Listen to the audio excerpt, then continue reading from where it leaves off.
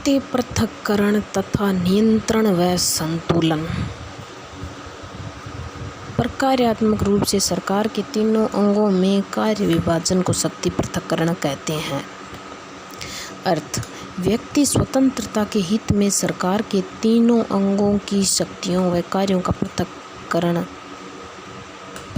पृथक्करण आवश्यक है।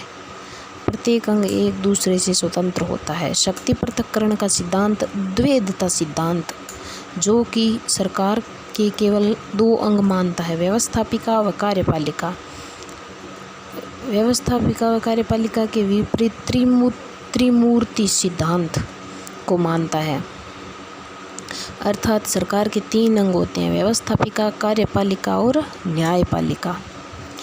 शक्ति पृथक्करण की सर्वप्रथम विवेचना अरस्तु ने की। रोमन विचारक पोलिबियस व सिसरो, आधुनिक विचारकों में जीन बोधा, जॉन लोक व ब्लैकस्टोन और मैजिस वाइल और लोपोलम्ब्रा आदि ने शक्ति पृथक्करण का समर्थन किया। जॉन लॉक ने इसे बेहतर ढंग से प्रस्तुत किया, जिसने कहा कि मानवीय कमजोरी के लिए यह बहुत बड़ा प्रलोभन होगा यदि जिन व्यक्तियों के हाथ में कानून बनाने की शक्ति है, उन्हीं के हाथों में इसे लागू करने की शक्ति देना भी उचित मान लिया जाए, जिससे स्वयं को उस कानून के पालन से मुक्त कर ले जिसका वे निर्माण करते हैं। शक्ति पृथक्करण के सिद्धांत का प्रथम स्पष्ट वर्णन फ्रांसीसी विचारक मोंटेस्क्यू ने अपनी कृति द स्पिरिट ऑफ लॉज 1748 में दिया, जिसे अमेरिका के संविधान निर्माताओं ने अपनाया।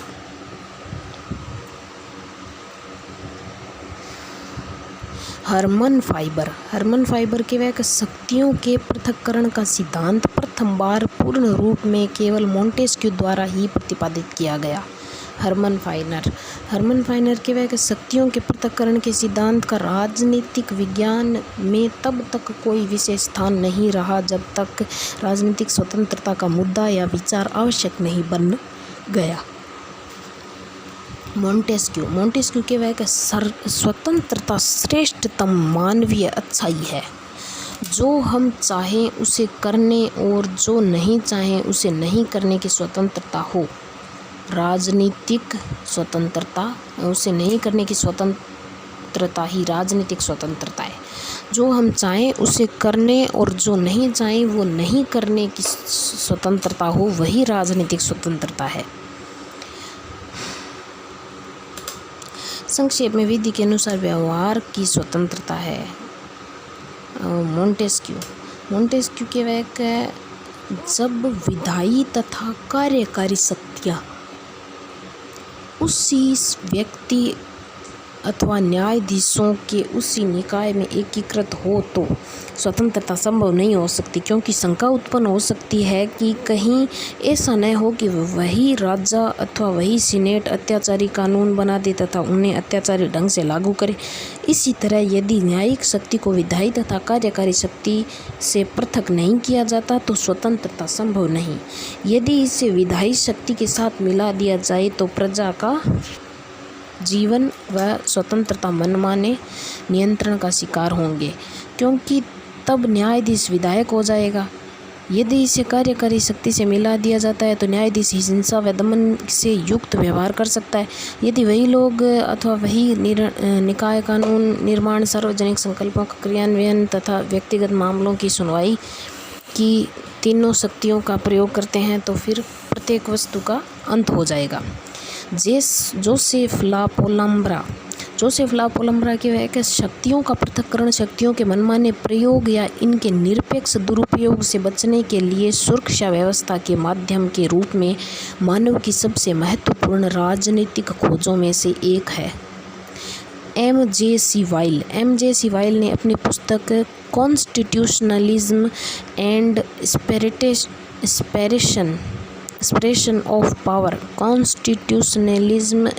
सेपरेशन ऑफ पावर्स में शक्ति पृथक्करण के विशुद्ध सिद्धांत की बात की, क्योंकि उनके अनुसार अपने विशुद्ध रूप में यह सिद्धांत अभी तक कहीं भी नहीं आया है, ना ही लाया जा सकता है। यह सिद्धांत समाज की मूल व्यवस्था को सुरक्षित रखने का एकमात्र साधन है जो अभी तक मानव मस्तिष्क में ही खोजा गया है। रिचर्ड रिचर्ड न्यूस्टार ने शक्ति पृथक्करण को शक्तियों को साझा करने वाली अलग अलग संस्थाओं की संज्ञा दी है। अनौपचारिक शक्ति पृथक्करण अरेंज लिचफोर्ड ने संसदीय शासन व्यवस्था में नीति निर्माण में विपक्ष की प्रभावी भूमिका को अनौपचारिक शक्ति पृथक्करण कहा है। ब्रूस एकरमैन ने 20वीं सदी में कई देशों द्वारा कार्यात्मक विशेषज्ञता को संविधान निर्माण में स्थान देने के कारण इसे नव शक्ति पृथक्करण की संज्ञा दी। शक्ति पृथक्करण की प्रक्रिया के फलस्वरूप प्रभुत्व शक्ति का विभाजन नहीं होता, यह तो राज्य के बढ़ते हुए कार्य को निपटाने के लिए एक सुविधाजनक साधन मात्र है, अर्थात कार्यात्मक विभाजन मात्र है। लोस्की के वह सतत चौकसी स्वतंत्रता की कीमत है, अतः स्वतंत्रता की रक्षा स्वयं जनता करती है तथा शक्तियों का पृथक्करण वास्तव में केवल व्यवस्थापकीय सहूलियत है, न कि समाज की निरूढ़ी। सख्त अर्थों में यह कभी व्यवहारिक हो ही नहीं सकता। अपरिवर्तनीय सिद्धांत। नियंत्रण व संतुलन। शक्ति पृथक्करण व्यवस्था को पूर्णतया अपनाने से प्रत्येक अंग अपने अपने निश्चित कार्य क्षेत्र में निरंकुश होकर अव्यवस्था पैदा कर सकता है। अतः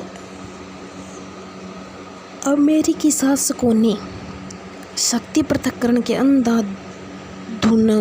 अंधानुकरण की बजाय इस सिद्धांत के दोषों को दूर करने के लिए नियंत्रण व संतुलन के सिद्धांत का विकास किया तथा इसे संविधान में जगह दी।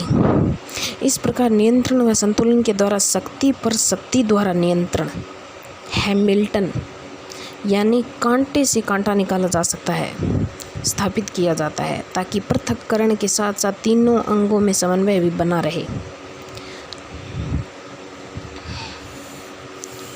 शक्ति द्वारा संतुलित हो जाती है। शक्ति केवल अपने ही अधिकार क्षेत्र में सीमित रहती है। शक्ति अन्य शक्ति के अधिकार क्षेत्र का अतिक्रमण करने में असमर्थ हो जाती है। शक्ति अन्य शक्तियों के समान हो जाती है। शक्ति का नियंत्रक बन जाता है। अमेरिका यूएसए में शक्ति पृथक्करण से संबंधित प्रावधान।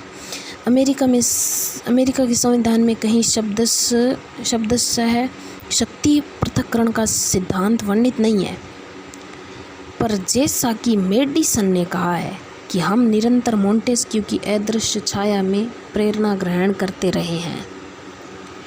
यूएसए में शक्ति पृथक्करण के समर्थक अलेक्जेंडर हैमिल्टन, जॉन जे और मेडिसन। अमेरिकी संविधान निर्माताओं का बौद्धिक जनक मोंटेस्क्यू है।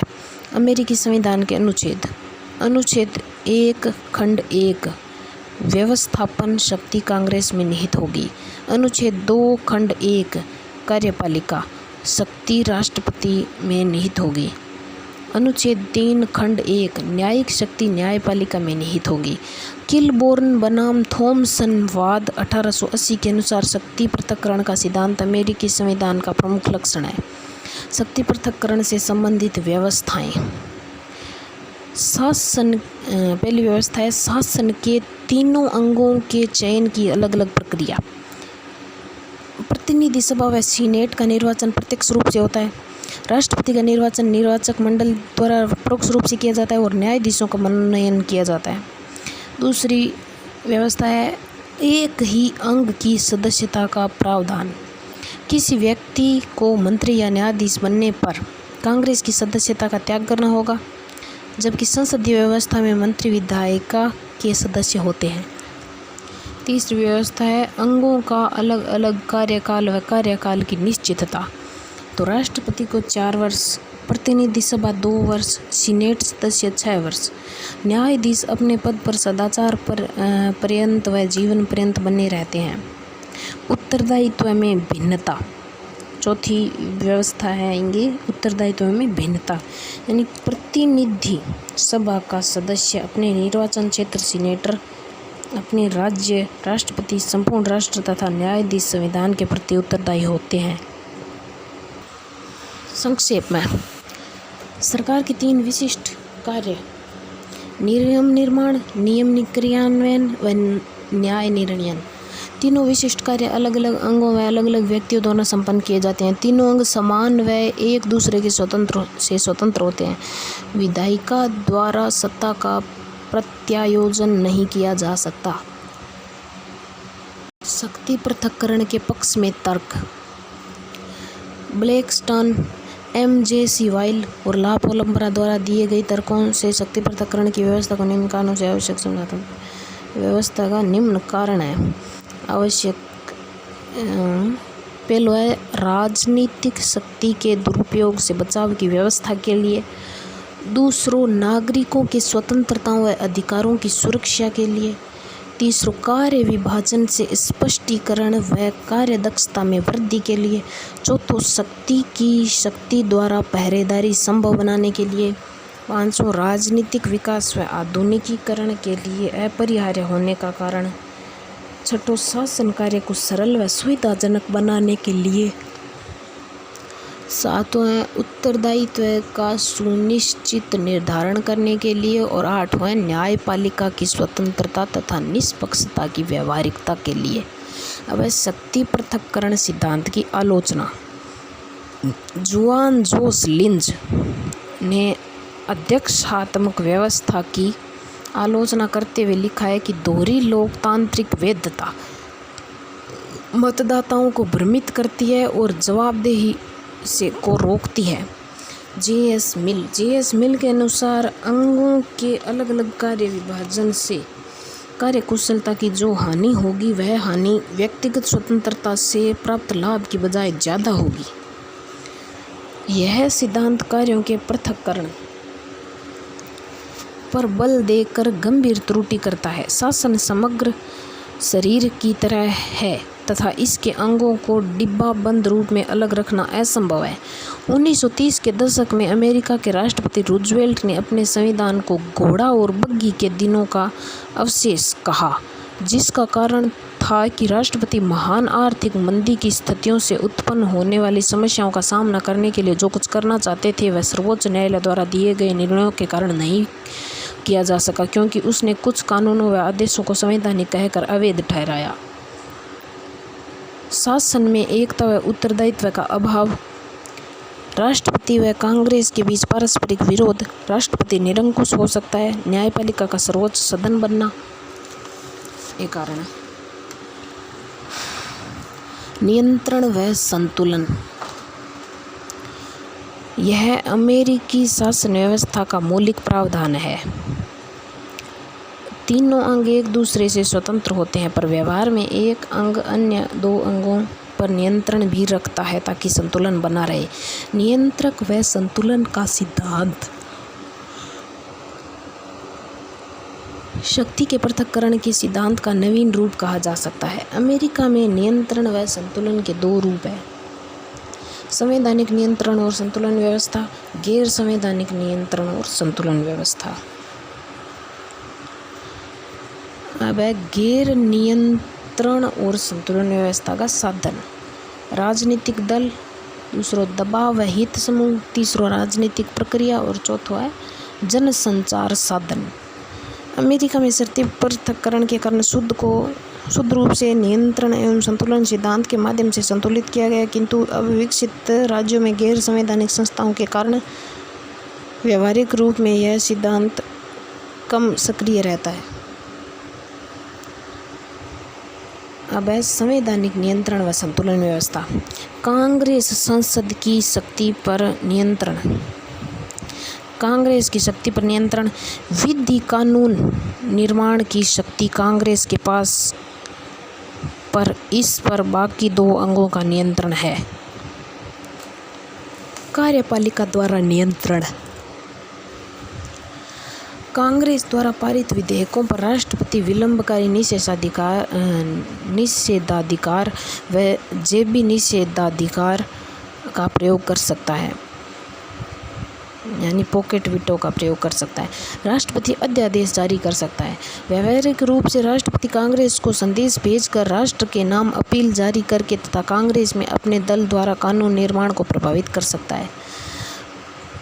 दूसरा अंग है न्यायपालिका का नियंत्रण। न्यायिक समीक्षा के द्वारा कांग्रेस के कानूनों को संविधान के विरुद्ध का होने पर सर्वोच्च न्यायालय उन्हें अवैध घोषित कर सकता है। अब है कार्यपालिका पर नियंत्रण। राष्ट्रपति कानून क्रियान्वयन में तानाशाह नहीं बन सकता। कांग्रेस द्वारा नियंत्रण। वित्त व बजट पर कांग्रेस का नियंत्रण, इसका व्यावहारिक उपयोग भी कई बार हो चुका है। उदाहरण बराक ओबामा की हेल्थ इंश्योरेंस स्कीम। युद्ध घोषणा की पुष्टि आवश्यक रूप से कांग्रेस द्वारा की जानी चाहिए। विदेश संधियों व समझौतों की सीनेट द्वारा 2/3 यानी 66% बहुमत से पुष्टि आवश्यक। उदाहरण पेरिस संधि की सीनेट की पुष्टि न होने पर तात्कालिक राष्ट्रपति वुडरो विल्सन चाहकर भी अमेरिका को राष्ट्रसंघ का सदस्य नहीं बनवा सके। राष्ट्रपति को कैबिनेट, न्यायपालिका व अन्य बड़े पदों पर नियुक्तियां करने हेतु सीनेट से अनुमोदन करवाना आवश्यक होता है। राष्ट्रपति पर महाभियोग। न्यायपालिका द्वारा नियंत्रण। न्यायिक समीक्षा के द्वारा कार्यपालिका आदेशों को अवैध घोषित करना। नैतिक नियंत्रण। राष्ट्रपति द्वारा सर्वोच्च न्यायालय के मुख्य न्यायाधीश के समक्ष संविधान रक्षा की शपथ लेना। न्यायपालिका पर आंशिक नियंत्रण। कांग्रेस द्वारा नियंत्रण। न्यायाधीशों की संख्या, वेतन व संघीय न्यायालय के क्षेत्राधिकार को सीमित करने की शक्ति। न्यायपालिका पर आंशिक नियंत्रण है, बीमा कांग्रेस द्वारा नियंत्रण है। बीमा है न्यायाधीशों की संख्या, वेतन व संघीय न्यायालय के क्षेत्राधिकार को सीमित करने की शक्ति। दूसरों, कांग्रेस द्वारा महाभियोग के माध्यम से न्यायाधीशों की पदच्युति। और राष्ट्रपति द्वारा न्यायाधीशों की नियुक्ति की सीनेटीय सहमति आवश्यक। और कांग्रेस संविधान संशोधन करके न्यायपालिका के निर्णय को पलट सकती है। अब है राष्ट्रपति द्वारा नियंत्रण। न्यायाधीशों को मनोनीत करना, न्यायपालिका द्वारा दंडित व्यक्ति को क्षमा करना। कुछ प्रथाओं की वजह से नियंत्रण व संतुलन का प्रभाव कम होना। तो भी मैं पहली है सीनेटीय शिष्टता। संघीय पदों पर नियुक्ति के संबंध में सद्भाव व सौदेबाजी की मिलीजुली शक्ति सीनेटीय शिष्टता कहलाती है। नियुक्ति के संबंध में संबंधित राज्य के सीनेटर की पुष्टि हो तो पूरी सीनेट की पुष्टि मानी जाती है। अवकाश नियुक्तियों की प्रथा। राष्ट्रपति सीनेट के अवकाश काल में उसके अनुसमर्थन के बिना भी नियुक्तियां कर सकता है। अब है कार्यकारी समझौते की प्रथा। विदेशी संधियों व समझौतों पर सीनेट की अनुमति आवश्यक। इससे बचने के लिए संधियां नहीं, कार्यपालिका समझौते किए जाते हैं या प्रशासनिक समझौते किए जाते हैं। अब है न्यायिक पुनरावलोकन। पूर्व मुख्य न्यायाधीश ह्यूज ने कहा है कि हम संविधान के अधीन हैं, लेकिन संविधान वही है जो न्यायाधीश कहते हैं। रॉबर्ट डहेल के वाक्य। यूएसए में न्यायपालिका जिस दल की सरकार यूएसए में न्यायपालिका जिस दल की सरकार होती है उसी ओर झुकी होती है। उपयुक्त 3 प्रथाओं से कार्यपालिका जहां विधायिका प्रभावी हो गई, वहीं चौथी प्रथा न्यायिक समीक्षा की शक्ति के कारण न्यायपालिका की सर्वोच्चता की स्थिति पैदा हो गई है।